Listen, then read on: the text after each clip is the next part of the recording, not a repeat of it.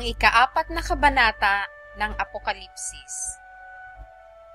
Pagkatapos ng mga bagay na ito ay tumingin ako, at narito, ang isang pintong bukas sa langit, at ang unang tinig na aking narinig, na gaya ng sapakakak na nakikipag-usap sa akin, ay sa isang nagsasabi, "Umakyat ka rito, at ipakikita ko sa iyo ang mga bagay na dapat mangyari sa haharapin."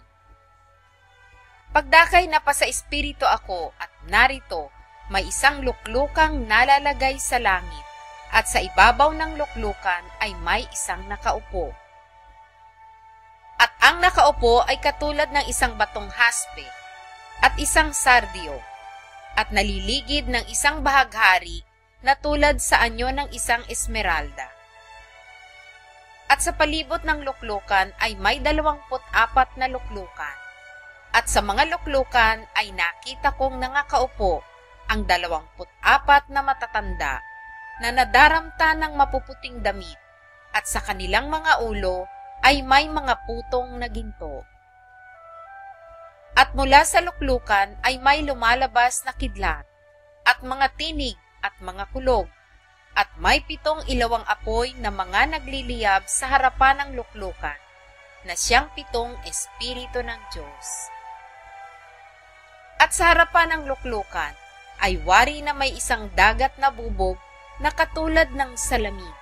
at sa gitna ng luklukan at sa palibot ng luklukan ay may 4 na nilalang na buhay na puno ng mga mata sa harapan at sa likuran. At ang unang nilalang ay katulad ng isang leon, at ang ikalawang nilalang ay katulad ng isang guyang baka, at ang ikatlong nilalang ay may mukhang katulad ng sa isang tao, at ang ika-4 na nilalang ay katulad ng isang agila na lumilipad. At ang 4 na nilalang na buhay, na may 6 na pakpak bawat isa sa kanila, ay mga puno ng mata sa palibot at sa loob, at sila'y walang pahinga sa araw at gabi, na nagsasabi, "Banal, banal, banal, ang Panginoong Diyos, ang makapangyarihan sa lahat, na nabuhay at nabubuhay, at siyang darating." At pagka ang mga nilalang na buhay ay nangagpupuri, at nangagpaparangal, at nangagpapasalamat sa nakaupo sa luklukan, doon sa nabubuhay magpakailan-kailanman.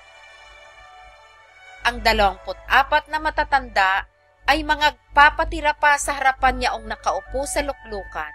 at mangagsisisamba doon sa nabubuhay magpakailan-kailanman, at ilalagay ang kanilang putong sa harapan ng luklukan na nangagsasabi, "Marapat ka, O Panginoon namin at Diyos namin, na tumanggap ng kaluwalhatian at ng kapurihan at ng kapangyarihan,